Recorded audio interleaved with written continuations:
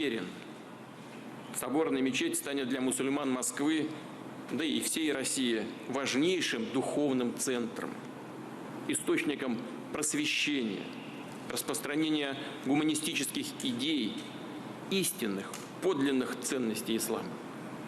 Будет нести знания и духовность, поможет объединить усилия не только мусульман, но и людей других вероисповеданий во имя благих общих дел.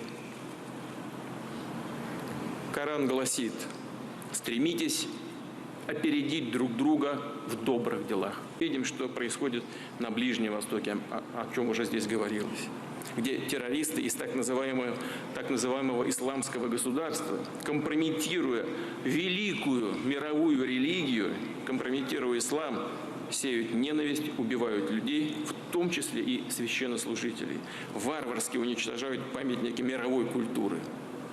Их идеология построена на лжи, на откровенном извращении ислама. Они пытаются вербовать адептов и в нашей стране. Мусульманские лидеры России мужественно и бесстрашно, используя свой авторитет, противодействуют экстремистской пропаганде. Хочу выразить огромное уважение этим людям. Они действительно ведут свою работу героически и несут потери.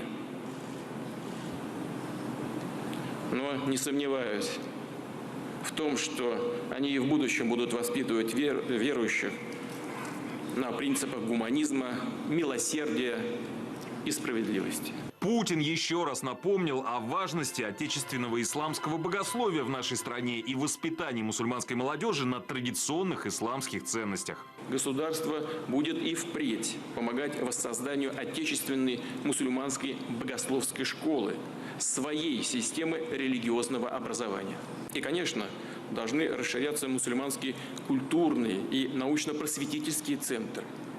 Их цель – объединять мусульман, передавать им тот духовный, культурный, нравственный код, который присущ традиционному исламу в России. Считаю, что мы должны развивать отечественную школу подготовки своих священнослужителей для ислама. Это точно совершенно. Поэтому это хорошая идея.